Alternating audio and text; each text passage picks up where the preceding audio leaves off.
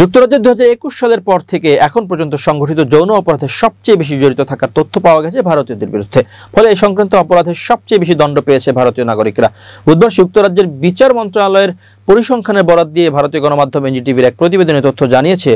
প্রতিবেদন অনুযায়ী 2021 থেকে 2024 সালের মধ্যে ভারতীয় নাগরিকদের বিরুদ্ধে যৌন অপরাধে দোষী সাব্যস্ত হওয়ার ঘটনা 257% বেড়ে গেছে। 2021 সালে 28টি মামলা থেকে 2024 সালে তা বেড়ে দাঁড়িয়েছে 100টিতে। এ সময়ে নাইজেরিয়ান নাগরিকদের ক্ষেত্রে এই হার 166% এবং ইরাকি নাগরিকদের ক্ষেত্রে 160% বৃদ্ধি পেয়েছে। মন্ত্রণালয়টি জানিয়েছে, পরিসংখ্যানগুলো ব্যক্তি নয় বরং অপরাধের ভিত্তিতে সাজাপ্রাপ্ত ঘটনাগুলোর উপর ভিত্তি করে তৈরি করা হয়েছে। গুরুতর অপরাধের দিক থেকে ভারতীয় নাগরিকরা তৃতীয় সর্বোচ্চ স্থান দখল করেছে, যেখানে 2021 সালে 273টি মামলার তুলনায় 2024 সালে তা বেড়ে হয়েছে 588টি, যা 115% বৃদ্ধির ইঙ্গিত দেয়। আলজেরিয়ান ও মিশরীয় নাগরিকদের মধ্যেও গুরুতর অপরাধের উচ্চ হার দেখা গেছে। অন্যদিকে যুক্তরাজ্যে অনিয়মিত অভিবাসনের ক্ষেত্রেও ভারতীয়দের অংশগ্রহণ ধীরে ধীরে বাড়ছে। স্বরাষ্ট্র দপ্তরের তথ্য অনুযায়ী 2024 সালে 293 জন এবং 2025 সালের প্রথমার্ধে আরও 206 জন ভারতীয় নাগরিক ছোট নৌকায় অবৈধভাবে যুক্তরাজ্যে প্রবেশ করেছেন।